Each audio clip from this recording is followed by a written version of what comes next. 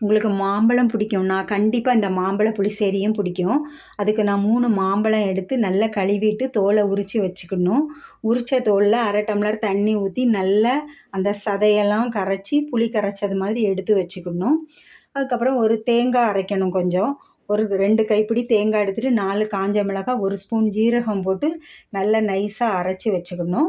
இன்னும் ஒரு சட்டியில் 1 ஸ்பூன் எண்ணெய் ஊற்றி அதில் கடுகு போட்டு ஒரு காஞ்ச மிளகாய் போட்டு கொஞ்சம் கருவேப்பிலை போட்டுக்கிட்டு அது தாளித்த உடனே நம்ம அரைச்சி வச்சுருக்க அந்த விழுது இருக்குது பார்த்தீங்களா, அதையும் ஊற்றி ஒரு 1/2 டம்ளர் தண்ணி ஊற்றி தேவையான அளவு உப்பை போட்டு கொதிக்க விட்டுறணும். கொதிக்கும்போது நம்ம மாம்பழத்தை அதில் போட்டுடணும். அந்த அரைப்புலாம் அதில் படாது மாதிரி நல்லா மாம்பழத்துக்கு மேலே கோரி கோரி ஊற்றணும். அப்போ தான் நல்லா அந்த காரம்லாம் உள்ளே இறங்கும்.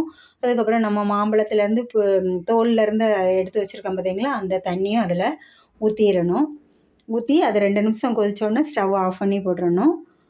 இங்கே நம்ம ஒரு டம்ளர் தயிரை நல்லா மிக்சியில் நல்லா அடித்து வச்சுக்கணும். ஆறினோடனே அந்த தயிரையும் ஊற்றி கிளறிட்டா போதும். சூப்பரான மாம்பழ புளிசேரி ரெடி. சாப்பாட்டில் ஊற்றி சாப்பிடும்போது சைடில் நம்ம தொட்டுக்கிறதுக்கு அந்த மாம்பழத்தையே அப்படியே தொட்டுட்டு சாப்பிட்லாம். சூப்பராக இருக்கும்.